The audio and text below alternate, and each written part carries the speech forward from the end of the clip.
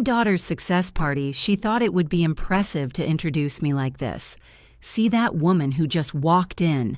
That's my mother, 67 years old, no degree, no vision, doesn't understand what we're building here. She's just dead weight. 200 people laughed. I didn't flinch.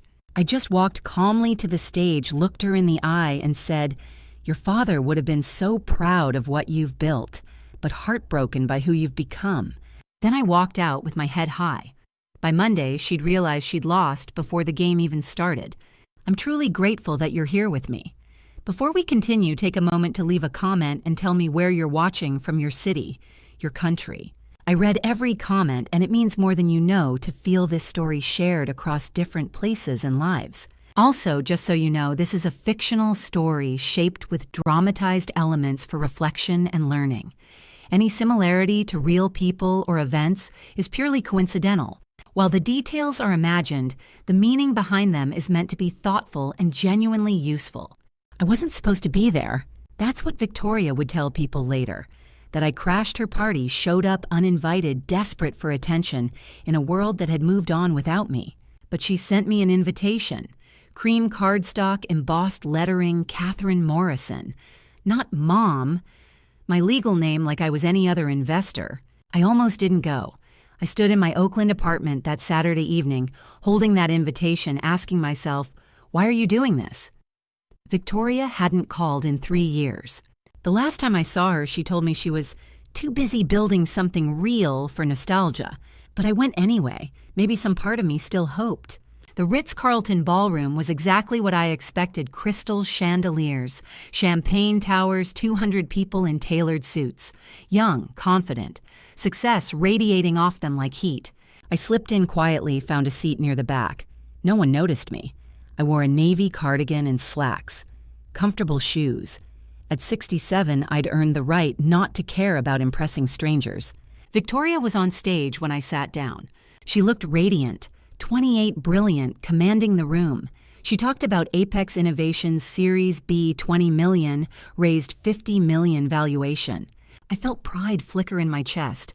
That's my daughter. Then she saw me. She stopped mid-sentence. Her eyes locked on mine. For a heartbeat, something flickered across her face. Surprise, maybe recognition, but it vanished, replaced by something colder. She pointed. You see that woman who just walked in? That's my mother. 200 heads turned. I didn't flinch.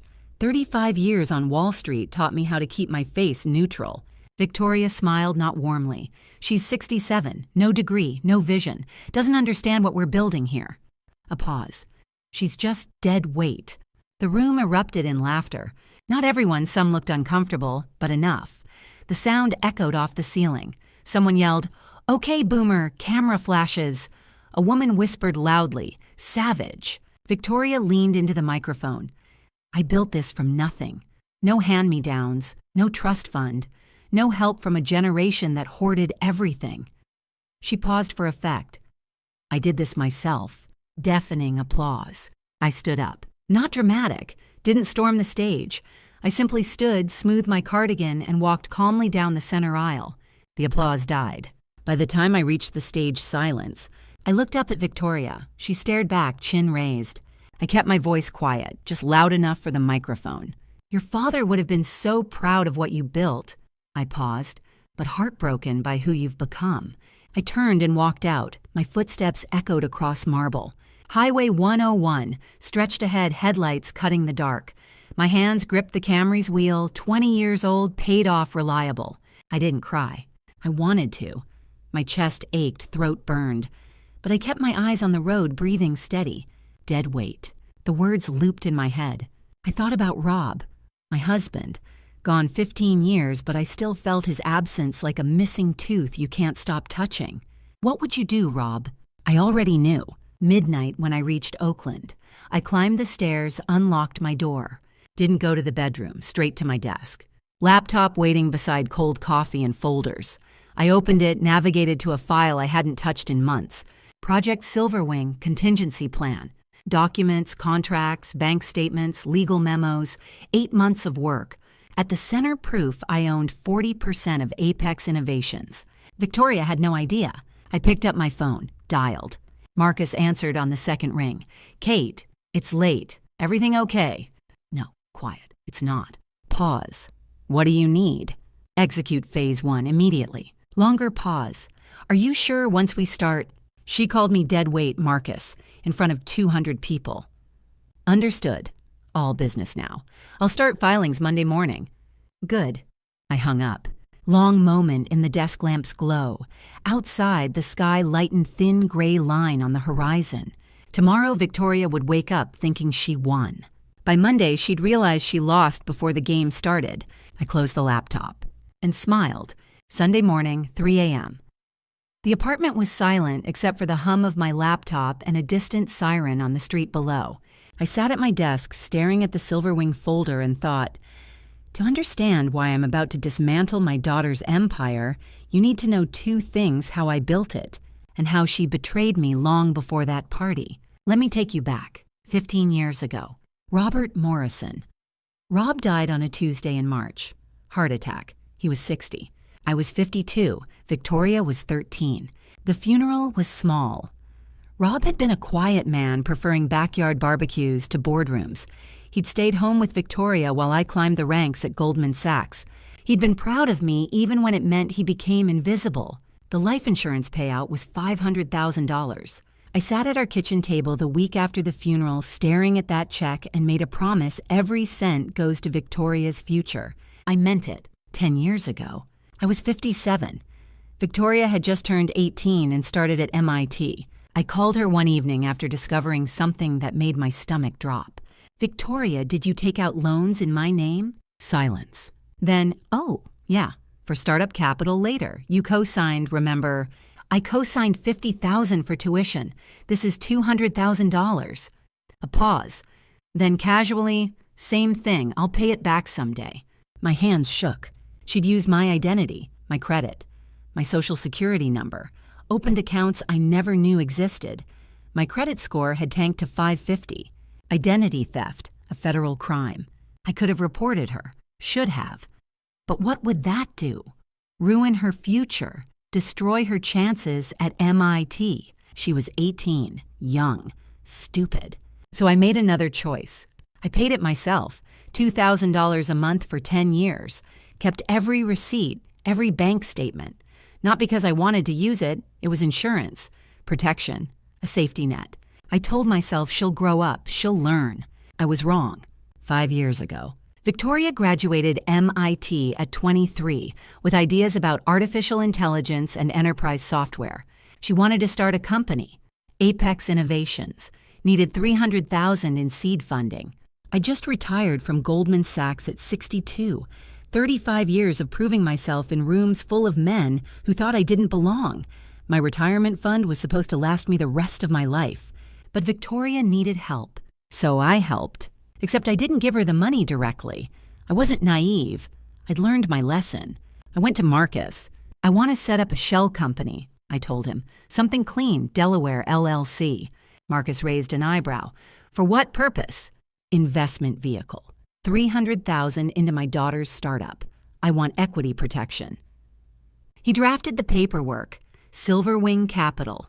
A private holding company registered in Delaware owned entirely by me. Anonymous. When the contracts were ready, Marcus called me in. 40% equity for $300,000 is significant. Are you sure? I didn't hesitate. She's my daughter, of course. Victoria signed the shareholder agreement in under 5 minutes. Didn't read it, just scrawled her signature and smiled. Thanks for introducing me to Silverwing Mom. Too bad you never built anything yourself. I remember that moment perfectly. The way she said it, casual, pitying. Too bad you never built anything yourself. I'd spent 35 years building one of the most respected portfolios on Wall Street, raised her alone after Rob died, sacrificed my retirement savings. And she looked at me like I was nothing. I smiled. Good luck, sweetheart. That night, I wrote it in my journal. Too bad you never built anything yourself. I told myself she's young. She'll learn gratitude. I gave her 10 years to prove me wrong. She proved me right. Back to now. I closed the journal, set it beside the Silverwing folder. For 10 years, I watched Victoria build Apex, watched her raise funding, hire teams, sign partnerships. Watched her give interviews about doing it all herself and breaking free from old money gatekeepers. She never mentioned me, not once. I told myself it was fine, that she'd come around, maybe at her wedding or when she had kids she'd understand.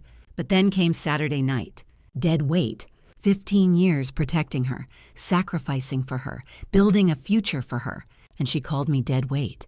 That night, unable to sleep after her cruelty, I did what I should have done years ago. I looked deeper. I pulled up Apex's financial records, the ones I had access to as a 40% shareholder, the ones Victoria assumed no one was watching. And I found something. Wire transfers. Dozens of them. Hundreds of thousands moving out of Apex accounts into personal LLCs. Consulting fees that didn't match any contracts. Expense reports for trips that never happened. Victoria wasn't just ungrateful. She was a criminal. I sat back as the sky outside began to lighten. Today, Victoria would wake up and celebrate. Post photos from the party, thank her amazing team, bask in the glory of her Series B funding.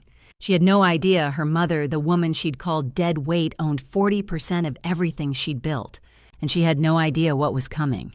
I opened my phone and checked the message I'd sent Marcus hours earlier. Execute Phase 1, immediately. His reply sat beneath it, timestamped 12:47 a.m. Understood. Filings start Monday. No turning back after this, Kate. I smiled. No turning back. Good. The night of the party, I couldn't sleep. Not because of the humiliation I'd expected that, but because of something gnawing at me. So at 3 a.m, I did what any former CFO would do. I opened the books. Sunday, 3 a.m. The Discovery. My laptop glowed in the dark. I pulled up Apex's quarterly financial reports, the ones I had access to, as a 40% shareholder with board observer rights. At first glance, everything looked fine. Revenue up, expenses normal, but something felt off. 35 years reading financial statements taught me to spot inconsistencies most people miss. Operating accounts showed $2 million less than they should have. I dug deeper. Wire transfers, dozens over 18 months. Small enough not to trigger audits large enough to add up fast. I traced them. They didn't go to vendors or payroll. They went to Victoria's personal accounts. A house in Palo Alto, $800,000. A Tesla, $120,000. Monthly transfers to 3 LLCs registered in her name labeled consulting fees for services that didn't exist. My hands went still. This wasn't an accounting error. This was embezzlement. I pulled up the shareholder agreement Victoria had signed without reading, scrolled to Section 14C. Breach of fiduciary duty shall trigger forced buyout at penalty price 10 cents per share. I did the math. Victoria's 45% stake at current valuation, $50 million, was worth $22.5 million. At 10 cents per share, $450,000. She'd stolen $2 million and triggered a clause that would cost her everything. Sunday dawn, the choice. The sky turned from black to gray. I stared at the evidence, then looked at my refrigerator, a photo held by a magnet. Victoria at 7, gap-toothed, holding a science fair ribbon. Rob beside her, grinning hand on her shoulder. She's still your daughter. You could help her fix this quietly. I opened a new email. To Victoria Morrison, subject. We need to talk.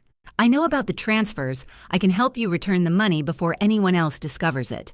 Call me. My cursor hovered over send. I thought about Saturday night. Dead weight. No degree. No vision. 200 people laughing. 10 years paying off loans she took in my name. $2,000 a month. While she built her empire pretending I didn't exist. 5 years of silent investment. $300,000 of my retirement. And her words, too bad you never built anything yourself. I thought about Rob. What would you want me to do? Then I understood. If I didn't stop her now, she'd end up in federal prison. Embezzlement is a felony. She'd lose everything anyway. This was mercy. Even if she'd never see it that way. I deleted the draft. Sunday, 8 a.m., the filing. I called Marcus. He answered, voice rough with sleep. Kate, it's Sunday morning. I need you to file for an emergency board meeting today. Pause. Today. I'm sending evidence of embezzlement. Section 14C violation. I want to execute forced buyout. Keys clicking. Long silence as he reviewed the documents. Kate, this is your daughter. I know exactly who she is. That's why I'm doing this. Once I file, there's no going back. I'm not going back. Another pause. All right, I'll file before noon. She'll be served Monday morning. Good. I looked out at the brightening sky. Let her enjoy her Sunday. It's the last peace she'll have for a while. Are you sure you're ready for this? I thought about Victoria waking up in her Palo Alto house bought with stolen money, scrolling through party photos thinking she'd won. I've been ready for 10 years. I just didn't know it yet. I hung up. I closed my laptop, made coffee, watched the sun rise over Oakland. Somewhere across the bay, Victoria was probably still asleep, dreaming about her success, her Series B funding, her brilliant future. By Monday morning, those dreams would shatter, and I'd be the one holding the hammer. I picked up Rob's photo from the shelf. I hope I'm doing the right thing, I whispered, but I already knew I was. Because sometimes love means stopping someone before they destroy themselves, even if they hate you for it. I set the photo down. Monday was coming, and I had work to do. Marcus called me at 9:15 Monday morning. It's done, he said. Process server just left Apex. Victoria received the papers in front of her entire staff. I smiled. First time I'd smiled in 2 days. Monday, 9:15 a.m. Kate receives the report. How'd she react? I asked, setting down my coffee. Laughed it off, called it ambulance chaser nonsense. Told her team to ignore it. She didn't recognize Silverwing. Not even a flicker. She signed that agreement 5 years ago without reading it. She has no idea what's coming. I leaned back, looking out at the gray morning sky. Her lawyer will figure it out by this afternoon, Marcus said. I'd estimate 6 hours before the panic starts. Good. Let her enjoy her morning. Monday, 3 p.m. Victoria investigates. I wasn't there when it happened, but Marcus had sources inside Apex people who remembered when I wasn't invisible. He told me everything later. Victoria's attorney, Daniel Harper, called her around 3. Ms. Morrison, we have a problem. Silverwing Capital owns 40% of Apex. They've held it since your Series A 5 years ago. Silence. Then 40% since when? Since you signed the shareholder agreement in 2019. There's a Section 14C clause, forced buyout for contract breach. They're claiming fiduciary duty violation. What does that mean? If they prove you misused company funds, they can force you to sell your shares at penalty price, 10 cents per share. Marcus's source said Victoria tore through old files, found the agreement she'd never read. Her face went white.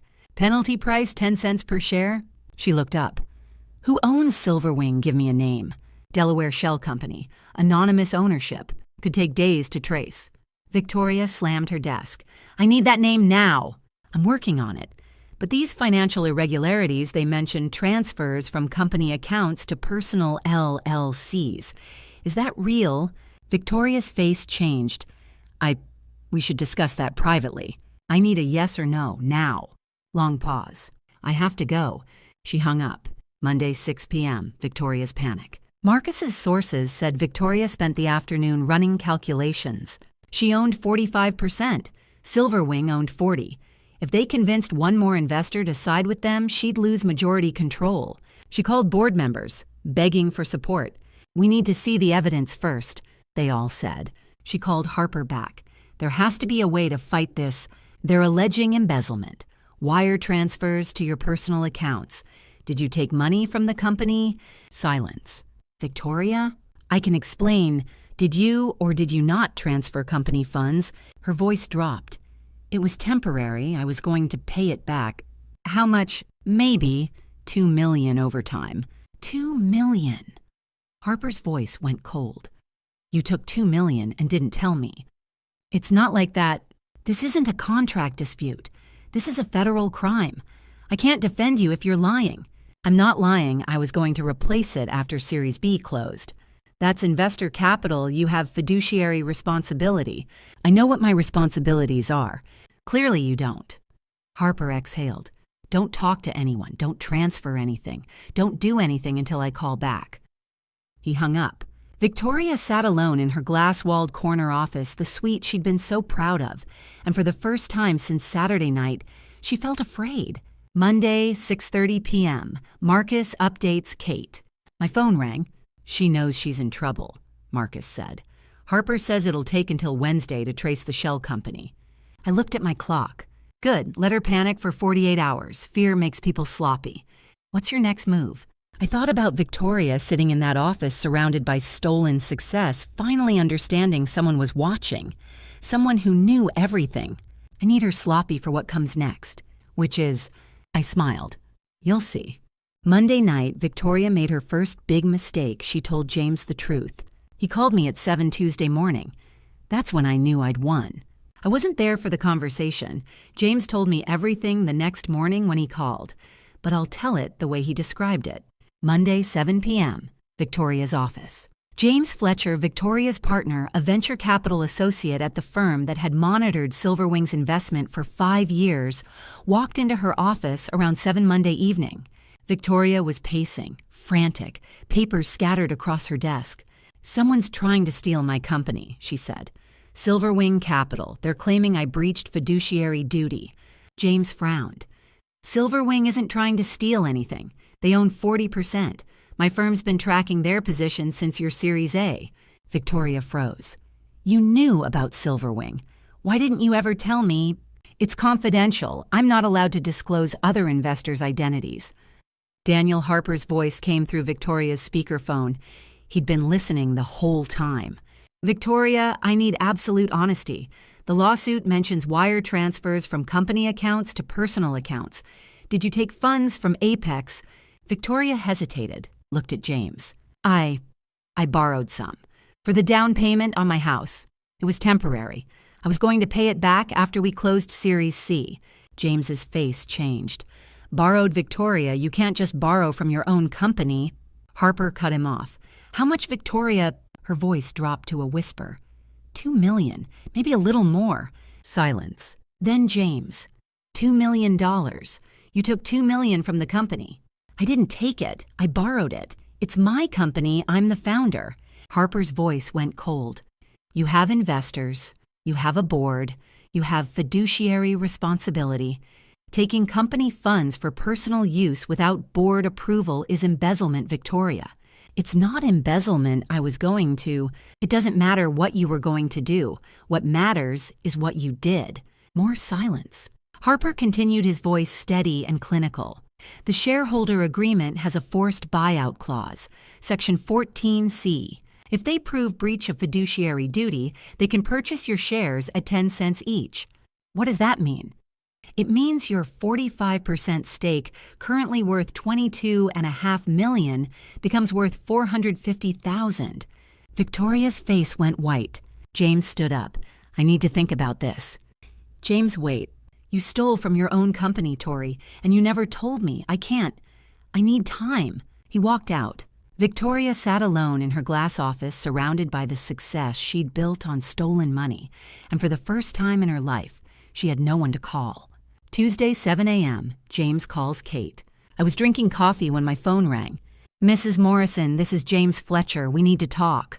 I set down my cup slowly. About Silverwing Capital, about Victoria, about what she told me last night. I didn't say anything. Let him fill the silence. She admitted to taking over $2 million from Apex. Personal use. No board approval, no documentation, just took it. I see. I've been monitoring Silverwing's investment for 5 years. I never knew who owned it. But after last night, he paused. The timing's too perfect. The lawsuit came right after her party. Saturday night. Something happened at that party, didn't it? Smart boy. Something did, I said quietly. Can we meet? I have information that might be useful to you. I thought about Victoria sitting alone in her office Monday night. The moment James walked out, the moment she realized everyone was leaving. Isolation is a powerful teacher. 9 a.m., I said. My attorney's office. I'll text you the address. Thank you, Mrs. Morrison. James, I kept my voice gentle. Why are you doing this? Long pause. Because I thought I knew her, and I was wrong. He hung up. I sat at my kitchen table as morning light filled the apartment. Victoria had lost the legal battle before it started. Now she was losing the people she thought would stand by her. Loneliness does something to people. Makes them desperate. Makes them sloppy. I needed her sloppy. I texted James the address. Marcus's office, 9 a.m. He'd tell me what Victoria confessed, he'd offer to help, and I'd let him feel useful. Even though the ending was already written, I chose the coffee shop carefully. Public but quiet. A corner table where we wouldn't be overheard. When James walked in at 9 Tuesday morning, I could see he hadn't slept. Good. Guilt and exhaustion make people honest. Tuesday, 9 a.m., the coffee shop. I'd arrived early, claimed the corner table, ordered black coffee, watched the door. James spotted me immediately. He looked younger than I'd expected, maybe 32, clean cut, wearing a suit that fit too well to be off the rack. The kind of man Victoria would choose. Successful, polished, safe. He sat down across from me. "Mrs. Morrison, thank you for meeting me." "You figured it out," I said, not a question. He nodded slowly. "Silverwing. Sterling was your maiden name, wasn't it, Sterling Morrison? Silverwing. Clever. You're smarter than my daughter gave you credit for Mr. Fletcher." A waiter came by. James ordered coffee, waited until he left. "Why are you doing this?" he asked quietly. "She's your daughter." "Because she's my daughter." I met his eyes. "If I don't stop her now, she'll end up in federal prison." James flinched. "She told me about the $2 million last night," he said. "And I've been documenting those irregularities for 6 months. I kept hoping she'd stop. Or confess. She did neither. She just spent more." I leaned back. "You've been reporting to Silverwing, as required by the monitoring agreement." He nodded. "Every month. Financial reports. I flagged those transfers. I thought you were some random institutional investor who'd eventually sue." He paused. "I didn't know you were her mother." "I'm suing now. I just happen to also be her mother." "This will destroy her." "No," I said quietly. "This will save her. Embezzlement is a federal crime, Mr. Fletcher. 5 to 10 years in prison. If I don't intervene now, the SEC will, and they won't be as merciful as I am." His jaw tightened. "Merciful, you're taking her company. I'm taking back my company, built with my money, my guidance, my silent support. She just enjoyed the credit." I paused. "And then she called me dead weight in front of 200 people." James looked down. I was there. I saw. It was cruel. "So tell me, Mr. Fletcher, which side are you on?" James looked at his hands. "I kept professional and personal lives separate, Catherine. I reported the irregularities to Silverwing as my job required never knowing I was reporting them to my future mother-in-law. I was waiting for the anonymous investor to act so I wouldn't have to be the one to break her heart. Now I realize I should have listened to my gut months ago." Long silence. "I love Victoria," he said finally, "but I can't support fraud. I can't marry someone who steals. Will you testify at the board meeting?" He hesitated. "If necessary, yes. I'll provide the monitoring reports, the documentation." "When's the board meeting?" "Thursday, 2 p.m. emergency session. All 7 members confirmed." "Will Victoria know by then that I'm Silverwing? Her lawyer's still tracing it. Shell companies are hard to unravel, could take days." "Good, let her wonder. Fear is a powerful motivator." James studied me. "What happens after you take control?" "I restructure, install ethical leadership, make sure Apex doesn't implode from Victoria's mismanagement." "And Victoria, she learns what accountability means. She'll hate you. She already does." I took a sip of coffee. "The difference is now she'll have a reason." James stood. "I should go. I need to prepare the documents for Thursday. Mr. Fletcher." He turned back. "I'm not doing this for revenge. Every path Victoria's on right now leads to prison or bankruptcy. This is the painful intervention she needs. Sometimes love means destroying the illusion to save the person." His face was haunted. "When she finds out it's you, it'll break her." "Yes, and then maybe she can finally rebuild herself into something real." He left without another word. I ordered a second coffee. Watched the morning light filter through the window. In 24 hours, Victoria would discover the truth. I wondered if she'd call me, beg, threaten, or simply shatter. I'd find out soon enough. My phone buzzed. Marcus. "Harper just filed for continuance. Denied. Board meeting stays Thursday, 2 p.m. Victoria's running out of time." I texted back, "Good. How's she holding up?" "Falling apart. She's been calling board members all morning. No one's committing to her side until they see evidence. I smiled. Isolation, panic, desperation, all according to plan. Thursday at 2 p.m., Victoria would walk into that boardroom thinking she still had a chance, thinking she could charm her way out or threaten or manipulate. She'd find me sitting at the head of the table instead, and then she'd understand. I finished my coffee, left cash on the table, and walked out into the cool San Francisco morning. 2 days until the reckoning. I'd waited 5 years for this. I could wait 2 more days.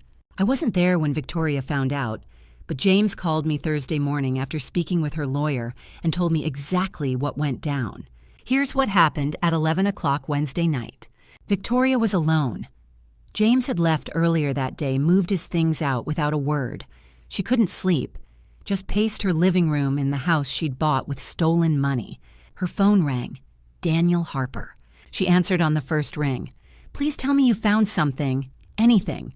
I trace Silverwing's owner, Delaware corporate records. Who give me a name. Pause. Catherine Morrison, incorporated in Delaware 2019. That's your mother, isn't it? Victoria dropped the phone. The sound of her scream carried through the speaker. Harper's voice echoed from the floor. Victoria, Victoria, are you there? She picked it up, hands shaking. No. She doesn't have that kind of money. She lives in a crappy apartment in Oakland. According to records, she liquidated retirement accounts, used your father's life insurance, $300,000 5 years ago for 40% equity. Victoria sank to the floor. James told me Harper described Victoria's reaction. This is what must have run through her mind. Saturday night, the party. Dead weight, no degree, no vision. 5 years ago, the contract signing. Too bad you never built anything yourself, Mom. Years of ignored phone calls. MIT graduation where she barely looked at me. Saturday night me walking away with dignity. Your father would have been proud of what you built, but heartbroken by who you've become. Victoria stared at the wall phone pressed to her ear. I called her dead weight, she whispered, in front of 200 people, while she owned 40% of my company, while she'd been funding me for 5 years. Her voice broke. Oh, God, what did I do? Harper's voice was gentle. Victoria? She's been my biggest investor the whole time, and I publicly humiliated her. Can we settle? Can we offer her something? Victoria, she owns 40%. She doesn't need to settle. If the board sides with her on the embezzlement charges, she can force you out completely.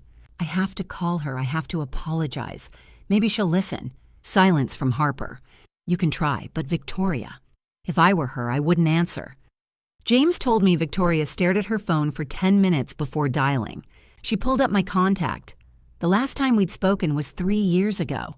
A 2-minute conversation where she'd told me she was too busy for Christmas. Her thumb hovered over my name. What do I even say? Sorry I called you dead weight. Sorry I stole $2 million. Sorry I spent 5 years pretending you didn't exist while you quietly saved my company. She pressed call. Wednesday midnight, Kate's apartment. My phone rang at midnight. I was sitting at my kitchen table with tea reading the board meeting agenda Marcus had sent. 7 members, 4 needed for majority. We had 5 confirmed. Victoria's name lit up my screen. I stared at it. Let it ring once, twice, 3 times. I wanted her to feel what it's like to wait for someone who might never come. On the 4th ring, I answered. Hello, Victoria. Silence. Then breathing, ragged, broken. Mom. Her voice was small, childlike, nothing like the confident CEO from Saturday night. Yes, I know, Harper told me about Silverwing, about everything. I said nothing, let the silence stretch. Mom, I'm so sorry. I didn't know. You didn't know because you never asked. My voice was calm. You signed a contract without reading it. You took my money and called it luck. You built an empire on my investment and pretended I didn't exist. I know, and You called me dead weight Victoria in front of 200 people. You erased everything I gave you. Sobbing now. I'm sorry, please, we can fix this. I'll pay back the money, whatever you want. What I want, I said quietly, is for you to face the consequences of your choices. Mom, the board meets tomorrow at 2. I'll see you there. I hung up the phone, set it face down on the kitchen table. and then my hands started shaking. It was 12:15 Thursday morning. The apartment was silent except for the hum of the refrigerator and my own breathing. I'd just told my daughter I loved her, and then I'd refused to save her. I stood up, walked to the window. Oakland stretched out below, scattered lights in the darkness. Somewhere across the bay, Victoria was probably still crying, probably calling James back, probably realizing no one was coming. My reflection stared back from the glass. 67 years old, white hair, lines around my eyes from 35 years of battles. I looked tired. Maybe Victoria was right about that part. I pressed my palm against the cold glass. "Rob," I whispered, "I hope I'm doing the right thing, because this is the hardest thing I've ever done."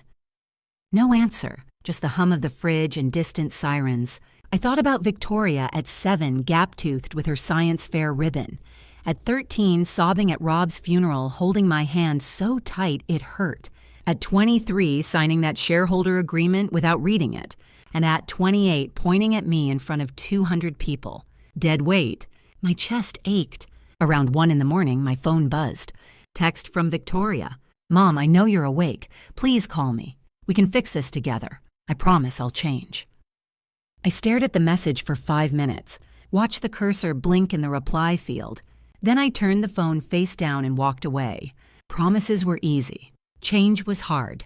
And Victoria had spent 28 years choosing easy. I didn't sleep. I lay in bed staring at the ceiling, her voice echoing. "I love you, Mom. Please." "I love you too. That's why I'm doing this." Had I meant it, or was I telling myself a story to justify what I was about to do? I rolled over, looked at Rob's photo on the nightstand, taken 20 years ago at Victoria's 8th birthday. He had frosting on his nose. Victoria laughing in the background, gap-toothed and golden. "What would you do?" I asked the empty room. But I already knew.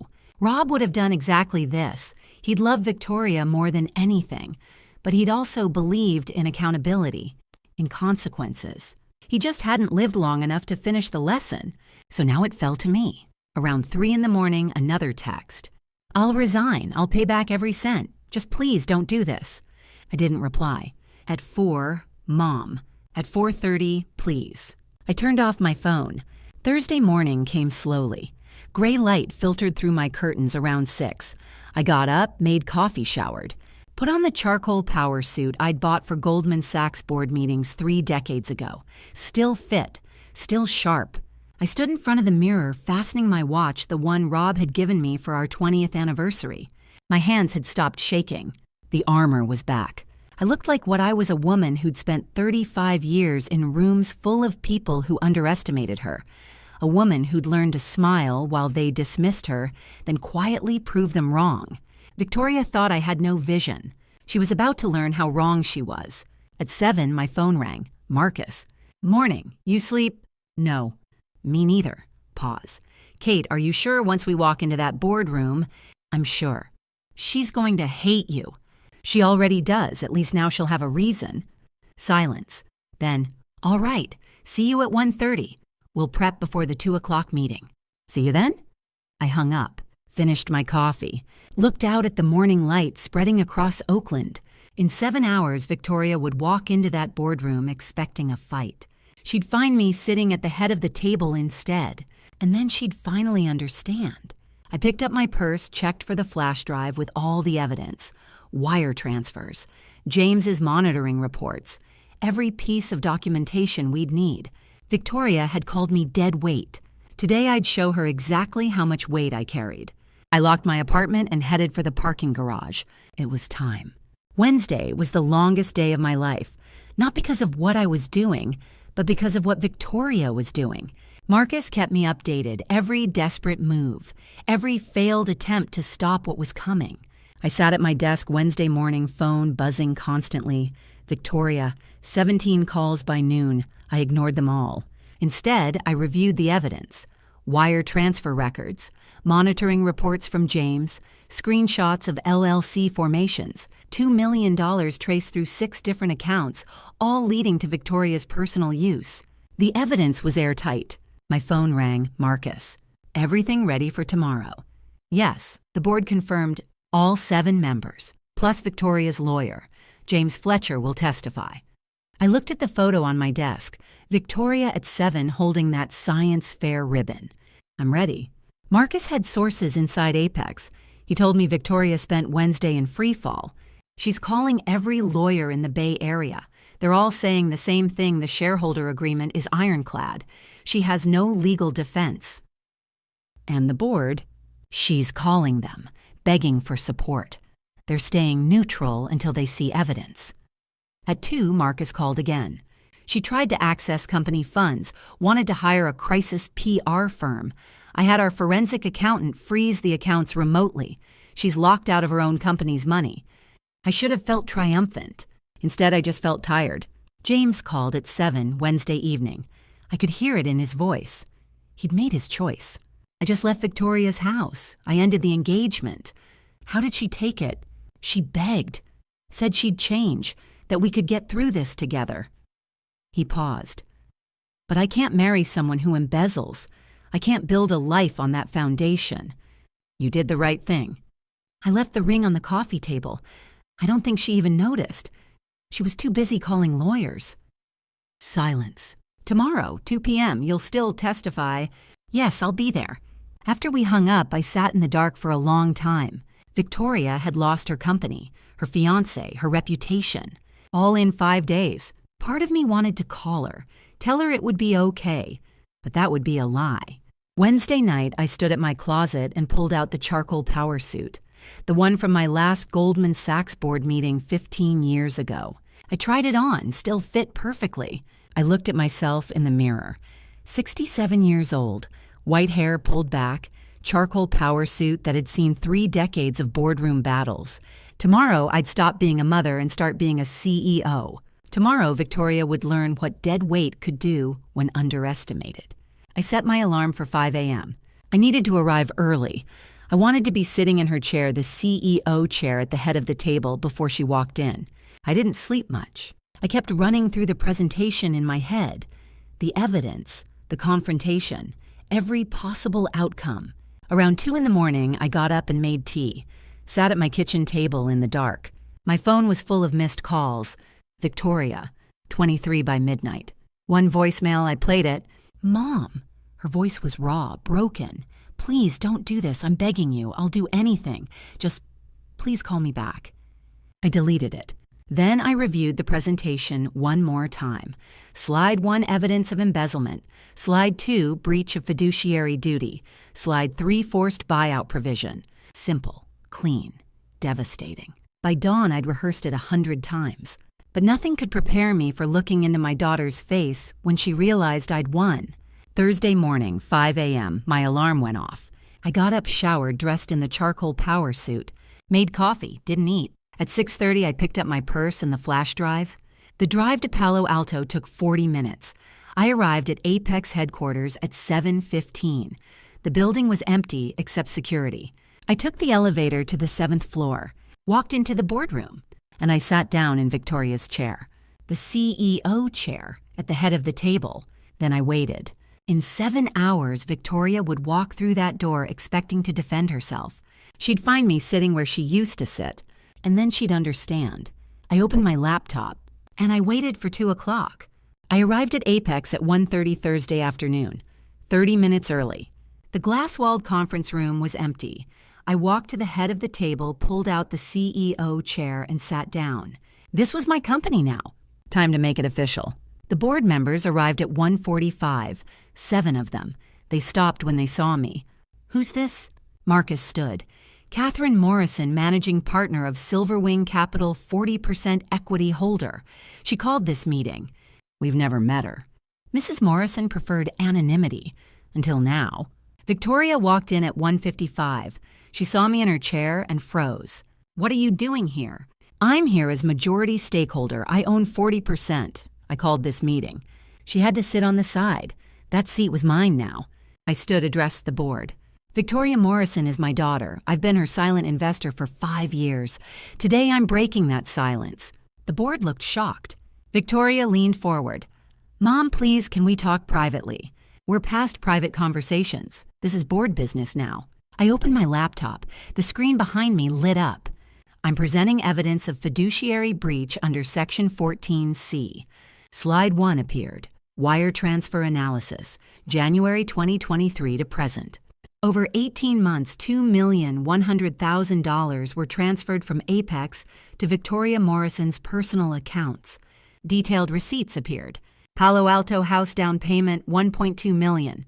Personal registration. Tesla Model S, $152,000. Personal registration. Consulting fees to 3 Delaware LLCs, $748,000.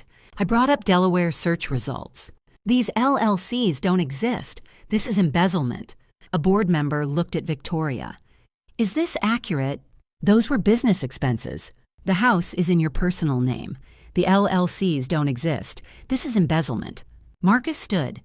Section 14C triggers forced buyout at 10 cents per share. A board member calculated. Victoria's 45% stake worth $22.5 million becomes $450,000. Correct.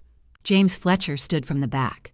I can confirm. My firm monitored Silverwing's investment. I flagged these transactions 6 months ago and reported them as required. Victoria stared at him, betrayed.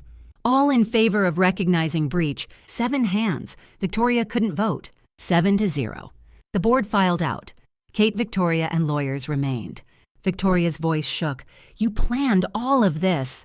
No, I gave you money, support. You chose to steal. You chose to call me dead weight.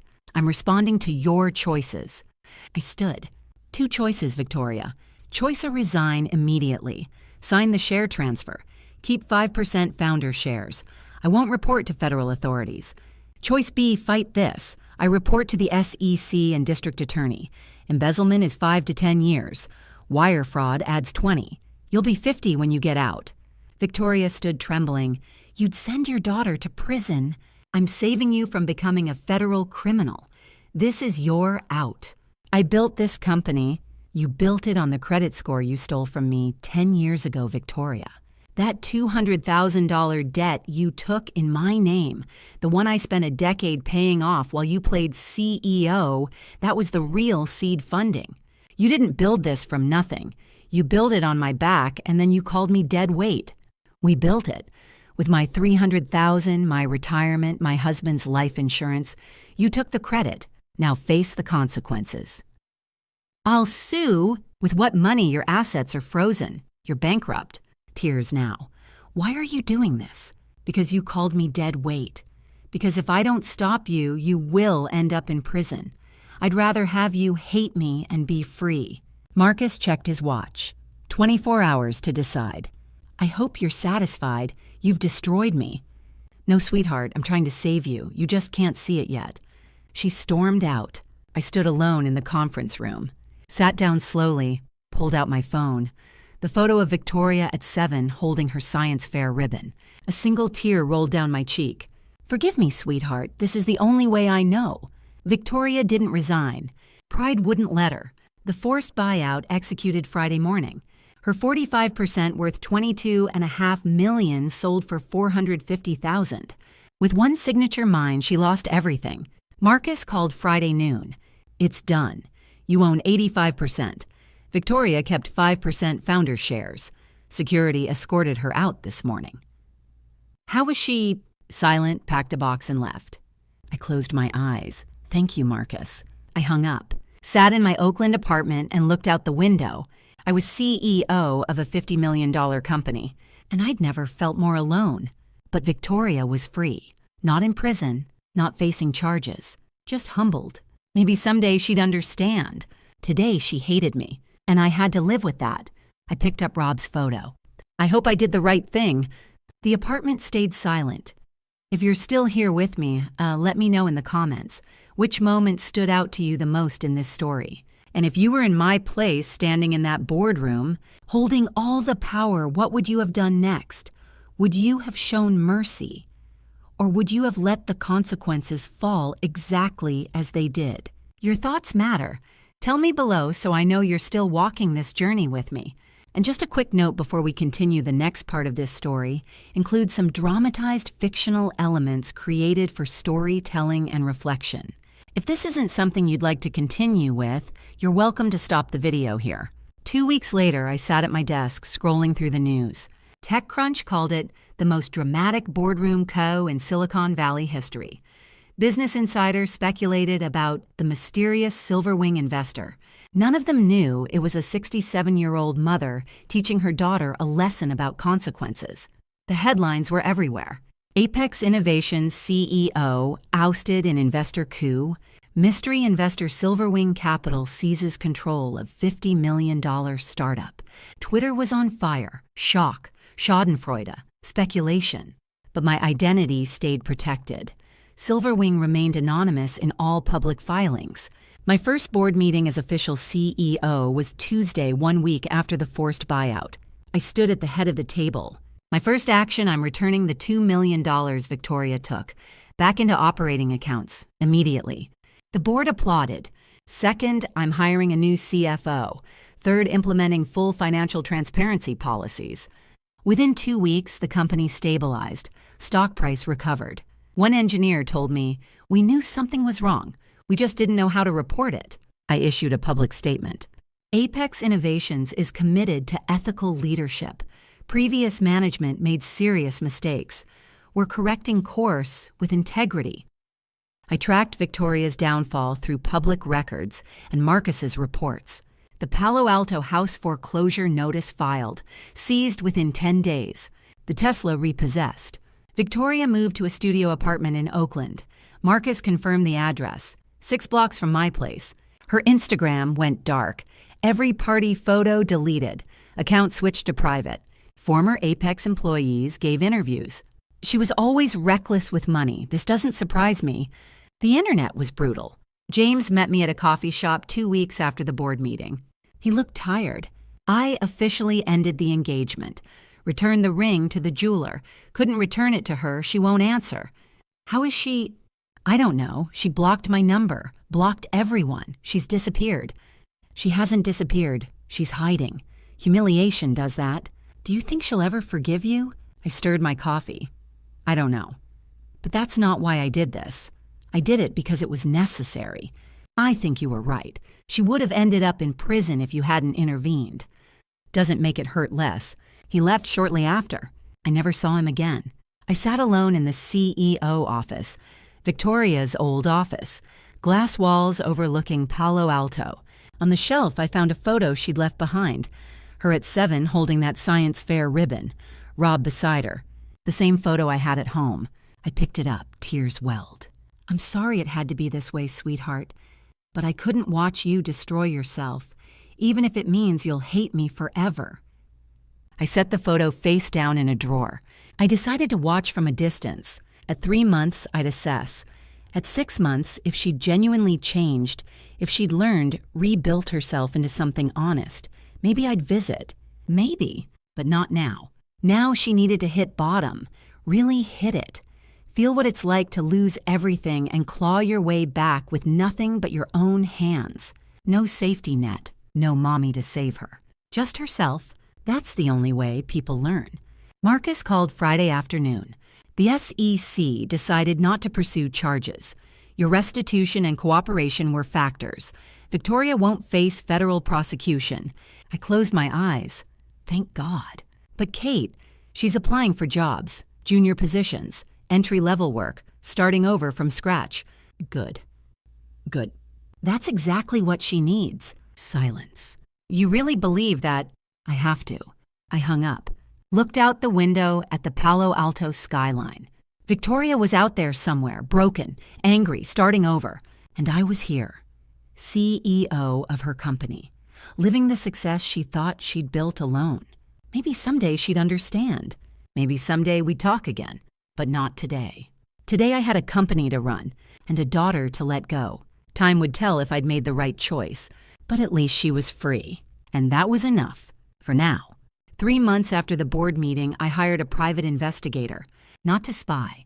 To make sure she was alive. That's how worried I'd become paying a stranger to confirm my daughter was still breathing. The reports came weekly. At first I read them obsessively. Then as patterns emerged, I relaxed. She was surviving. Victoria lived in a 400-square-foot studio in Oakland, worked as a barista at Grounded Coffee under the name Tori Stevens. No contact with old friends, no social media. Schedule, wake up, work, go home, repeat. The report that caught my attention came in month 3. The investigator observed an interaction. A woman walked into Victoria's coffee shop. Former Apex colleague named Sarah Williams. She recognized Victoria. "Victoria, are you working here?" Victoria didn't run, didn't make excuses. "Yeah, turns out embezzlement doesn't look great on a resume." Sarah looked uncomfortable. "I heard about everything. I'm sorry." "Don't be. I did it to myself, all of it." "Are you okay?" "I'm trying to be, one day at a time." Sarah left. Victoria kept working. The investigator's note subject appears genuinely remorseful, not performing. More details from the reports. Victoria's apartment was small but clean. A photo of Rob sat on the shelf, the only decoration. She journaled every night. The investigator photographed one page left open. I zoomed in. One line stood out. Day 90 without the company. Day 90 realizing I don't know who I am without a CEO title. Day 90 understanding Mom was right about everything. I stared at that photo for a long time. Called the investigator. Any signs of bitterness? Plans for retaliation? None. She works hard, lives modestly, doesn't talk about her past. If anything, she seems regretful. Genuine regret or performance? "I've done this for 20 years, Mrs. Morrison. Performance has patterns. She's not performing. She's changing, slowly, quietly." I looked at Rob's photo on my desk. Is 3 months enough, Rob, has she learned? I decided to wait 3 more months, 6 total. If the pattern held, if she kept working, living quietly, showing real change, I'd visit. Not to forgive, just to witness, to measure the distance between who she was and who she was becoming. Because transformation doesn't happen overnight. It's the slow erosion of ego, and an ego that big takes time to wear down. Month 6 arrived. The final report confirmed Victoria enrolled in a business ethics course at community college, returned $10,000 to Apex from her barista savings, wrote me a letter never sent that the investigator photographed through her window. I read that letter 50 times. "Mom, I don't know if you'll ever read this. I don't know if I'll ever send it, but I need to write it. You were right about everything. I stole. I lied. I convinced myself it was okay because it was my company. But it wasn't. You built it. You funded it. You believed in me when I didn't deserve it. And I called you dead weight. I understand now why you did what you did. You weren't destroying me. You were saving me. I would have ended up in federal prison if you hadn't stopped me. I'm not asking for forgiveness. I don't deserve it. I just wanted you to know that I finally understand. You loved me enough to let me hate you. I'm trying to become someone worthy of that love. It's slow. It's hard. But I'm trying. I hope that's enough. Love, Victoria." I sat at my desk and cried. Not sad tears, not happy tears. Just release. 6 months, 180 days. She'd survived, changed, grown. Not all the way, not yet, but enough. I texted the investigator, "Thank you. I won't need further reports." Then I opened my calendar. Tomorrow was Saturday. Grounded Coffee opened at 7. I'd be there at 7:30. It was time. I found her on a Sunday afternoon in December, exactly 6 months after the board meeting. I'd rehearsed what I'd say 100 times, but when she opened the door, every word vanished. I knocked, 3 blocks from my apartment. Victoria opened the door, froze. "Mom, can I come in?" She stepped aside, nervous. "It's not much, just a studio." I walked in. Small, clean, IKEA furniture. Rob's photo sat on the shelf, the only decoration. "You kept your father's picture." "It's the only thing I kept. Everything else was seized or sold." Awkward silence. "Why are you here?" I handed her an envelope. "I came to give you this." She opened it, a check for $50,000. "What is this?" "Dividend from your 5% founder's shares. The company's profitable now. This is legally yours." "I don't want your money." "It's not a gift. It's a legal obligation. Shareholders receive dividends." Victoria's eyes filled with tears. "I don't want money, Mom. I want you to forgive me." I kept my voice steady. "I can't, not yet." "What?" "I'm not ready to forgive you, Victoria, and I don't know when I will be." She crumbled. "But I've changed. I'm different. I've been working, taking classes, paying money back." "I know. I've been watching you. You've been watching me for 6 months through a private investigator. I needed to know you were safe, and I needed to see if the change was real. And it might be real, but 6 months isn't enough. How long do I have to wait? I sat across from her. I don't know. 1 year, 5 years, maybe never. Maybe never. I haven't decided if I can forgive you. I don't know if this wound will ever fully close. What do I have to do? I don't have a checklist. You can't earn forgiveness by hitting milestones. It doesn't work that way. Then how does it work? I don't know. But I know it doesn't happen in 6 months. You called me dead weight in front of 200 people. You stole $2 million from a company I funded. You became someone I didn't recognize. Those wounds don't heal that quickly. Silence. I pulled out a photo, set it on the table. Victoria at 8 hugging me at a beach. Rob's handwriting on the back, my 2 girls stronger together. Victoria picked it up, tears spilled. That's who we were. If you want that back, you have to become someone worthy of it. Not for me, for yourself. I'm trying. I know. Keep trying, but don't try for my forgiveness. Try because it's the right thing to do. I stood to leave. Victoria stood panicked. Please don't go. Please stay. I stopped at the door. I can't. Not yet. Maybe not for a long time. Do you still love me? I turned, met her eyes. I love you. I'll always love you. But love doesn't mean I have to forgive you, not until I'm ready. And I'm not ready. I opened the door and walked out. I heard her collapse into sobs through the thin door. Every instinct screamed to go back, to hold her, to tell her it was okay. But it wasn't okay, not yet. I walked down the hallway, didn't look back. My hands trembled on the stairway, railing arthritis and emotion both. Was that right, Rob? Or did I just lose her forever? I don't know if I made the right choice. Refusing to forgive her, leaving her in that tiny apartment with nothing but a check and a photo. But forgiveness isn't something you give because 6 months have passed. It's something you give when the wound stops bleeding. And mine's still bleeding. I walked 3 blocks home in the December cold, climbed to my apartment, sat at my desk, opened my laptop, looked at the unsent letter Victoria had written, the one the investigator photographed. You loved me enough to let me hate you. She was right. I did love her enough, but love and forgiveness aren't the same thing. Love is unconditional. Forgiveness has to be earned. And Victoria, she was earning it, slowly, painfully. But I wasn't ready yet. Maybe I never would be, and I had to be okay with that. I closed the laptop, looked at Rob's photo on my desk, touched the frame. I hope she understands someday that this is love too. The apartment stayed quiet. But somewhere 3 blocks away, my daughter was holding a photo of who we used to be. And maybe, just maybe that was enough. For now. 18 months after the board meeting. 1 year since I walked out of Victoria's apartment without forgiving her. We hadn't seen each other since that December afternoon. No calls, no visits, just silence and distance stretching between us like an ocean. Until today. I sat at my CEO desk on a spring afternoon. Apex was thriving. Revenues up 30%, new clients, ethical leadership, everything Victoria's version of the company could never be. My phone buzzed, text message. Victoria, first contact in 12 months. I stared at her name on the screen before opening it. Mom. I paid back another $20,000 to Apex. That's $30,000 total now. I completed my business ethics degree, graduated with honors. I just got promoted to manager at my new job. I'm not begging for forgiveness. I know I don't deserve it. I just wanted you to know I'm still trying. I think about you every day. V, I read it 3 times. Looked at Rob's photo on my desk. Is it enough, Rob? Is she ready? Part of me wanted to text back, I'm proud of you, coffee Sunday.